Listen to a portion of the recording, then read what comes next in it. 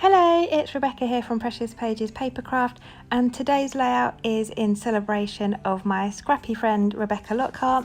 She's achieved 500 subscribers on YouTube, so we're having a hop in her honour, and we've all chosen one of her layouts to scrap lift, and this is the one I've chosen, and I'm going to use this cut file from Peartree Cutfiles. I'll pop the link to this cut file in the description box below. I think it's called Large Floral Tags or something like that. So I've popped Rebecca's layout up in the top right hand corner. She's got some large banners going horizontally across her page. I'm going to rotate the sketch 90 degrees clockwise, had to think about that one. And have my kind of banners coming down the page, and that enables me to use this gorgeous cut file that I've had my eye on for ages. I'm using a collection by P13 papers today. It's called When We First Met, and I absolutely love this collection. This is one of my favourite papers in the collection, but I don't really see me ever being confident enough to use it as a whole sheet. So I'm going to take this floral cluster here and I'm going to use it to back my cut file.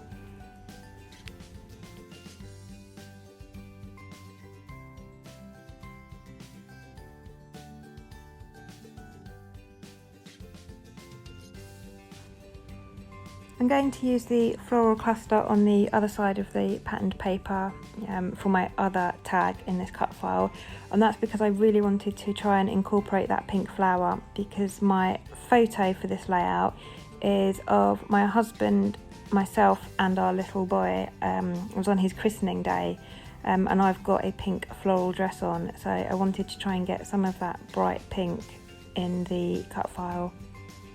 And I'm just going to simply apply some PVA glue all the way around the outside edge of my tags here, and just stick my back my cut file with that patterned paper. I'm not going to apply any glue to the floral pieces in the middle of the tags because I want them to kind of fold up and have a bit of dimension.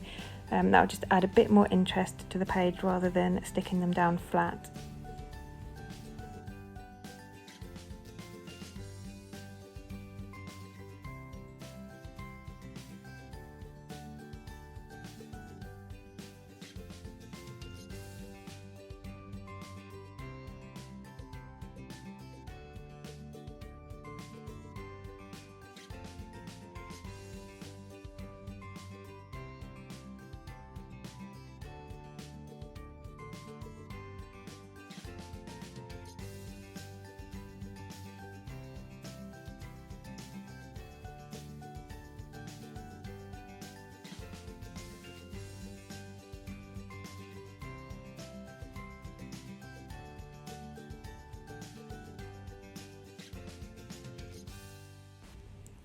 So that's my cut file all backed, really simple, and I absolutely love how that's looking with those gorgeous papers. I've printed my photo off in both colour and black and white because I wasn't sure when I started this layout which I would use, but I do end up going for the coloured photo because I love the pops of pink in my dress, and there are some pink flowers in this collection, so I'm going to bring those onto the layout as well. The great thing about this collection is there are so many options for fussy cutting. I've made 4 layouts with it now, and I really only used 2 or 3 of the papers. I've not used much at all because there is so much that you can fussy cut. So this massive floral cluster here on one of the cut apart sheets, I'm going to fussy cut that out and use that. And then I flick through the papers and just select a few other bits and pieces. You can just see on the left of the page there, it's now on the right of the page, I've got the title Beautiful Day. That again is just fussy cut from the collection. So I didn't make you watch all of that because that's a bit dull, but here we are back with all my pieces cut out. And I'm now just going to have a play and just see where I want to position everything on the page.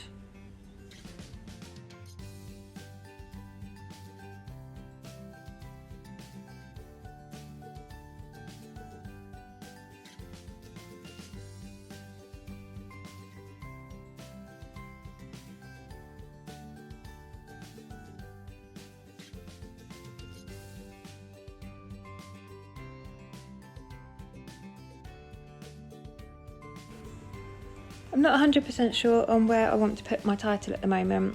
I toyed with the idea of bottom corner there, but I end up moving it in the end. So I want to add a bit of mixed media behind my cut file, so I've just very faintly drawn around it with a pencil, and I'm using a Distress Oxide here in Chipped Sapphire. I just want to have a bit of colour peeking out from underneath my cut file and my floral clusters. So I'm just using the packaging technique here to add a bit of colour. I wanted to add a little bit of pink to the background as well, just to bring in a bit more of that bright pink that's in the flowers and my dress. I tried the Picked Raspberry Distress Oxide, but I find it more of a powdery pink. It's not quite the right shade, but the same shade, so Picked Raspberry in Distress Ink, is more of a bright pink.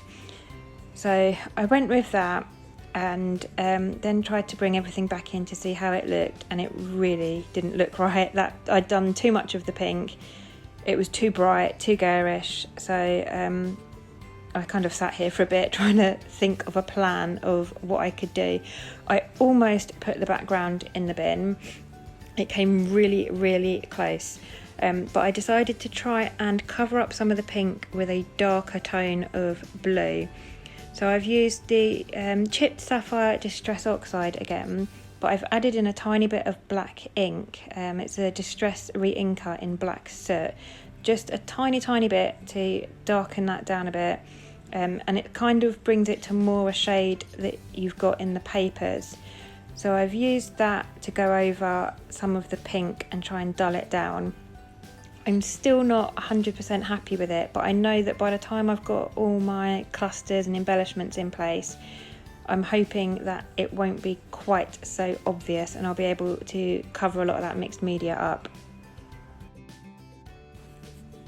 I have another flick through the patterned papers, trying to find a couple more bits to fussy cut in an attempt to cover up some more of that mixed media.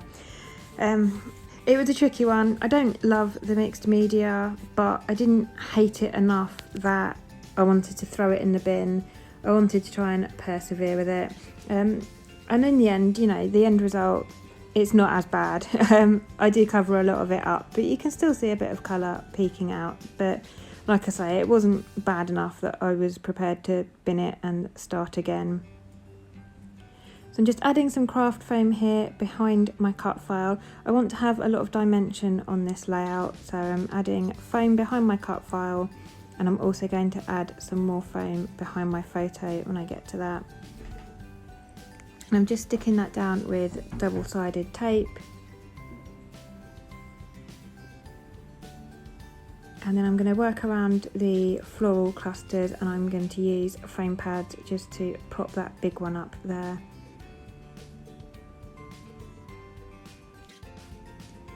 And the rest kind of didn't move from where I'd initially planned to have it. So everything else I stuck down off camera. And then this last floral cluster here was initially meant to go up the top, but I decided to have it on the corner of my tag overlapping the larger cluster.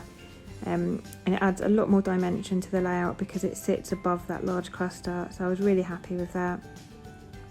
And on Rebecca's original layout, I noticed her title at the bottom there.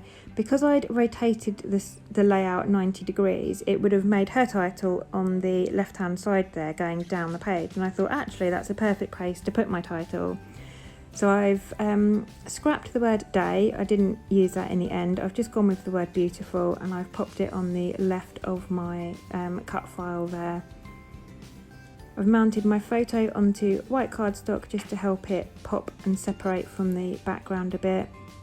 All those florals are quite busy, so I find that the white just helps to give that little bit of separation. And then I'm using another paper from the collection just to add a second layer behind the photo, and I'm just going to distress those edges a bit. And like I said, pop that up with some more foam because I do want to have a lot of dimension and texture on this layout. So up the top there, I'm just going to add 2 layers of foam because the cut file is already sat on foam, so that bottom half of the photo is already kind of going to be raised up. but the top part will need 2 layers to bring it level. I toyed with trying to get the word day back in, but it just wasn't going to work, so I left that. And then in Rebecca's layout, she's got 3 banners coming across the page. Now my cut file only gave me 2, and I was quite happy with that. But then I remembered I had this pack of tags from the collection as well. So I've picked one of those out, and that's going to conveniently add a 3rd banner to the layout. So it brings it a bit more similar to Rebecca's original. And I just wanted to add a bit of colour to the edges of that, just to help give it a bit of separation from the cut file in the background. So I've just gone round the edge with the chipped sapphire distress ink or distress oxide, and then I went to cut the top off of it so that it wasn't quite so long, and ended up cutting the top off of the wrong one. But that doesn't matter, whichever layout that ends up on, I'll just have to cover the top. I'm doing the same with this tag, 2 layers of foam on one side just to raise it up to the same level as my cut file there, and that's going to slot in underneath that floral cluster. So I'm almost finished here. I've just got this sticker sheet from the collection, and I wanted to bring one of these circular stickers in. So I picked one that says celebrate, because we were celebrating our son's christening in the photo. This photo was taken just outside of the restaurant where we had kind of like the after gathering or after party. So we were celebrating, so that worked quite well. And I've just popped that up under that floral cluster, and that's me done. So thank you very much for joining me today. Please do remember to hit that subscribe button. And as we are celebrating Rebecca and scrap lifting her, it is a hop, so there's lots of us taking part, and I will leave the channel links for all the other scrappers taking part in my description box below. So it'd be great if you could work your way through and see their layouts too. So thanks very much, and I'll leave you with the close-ups.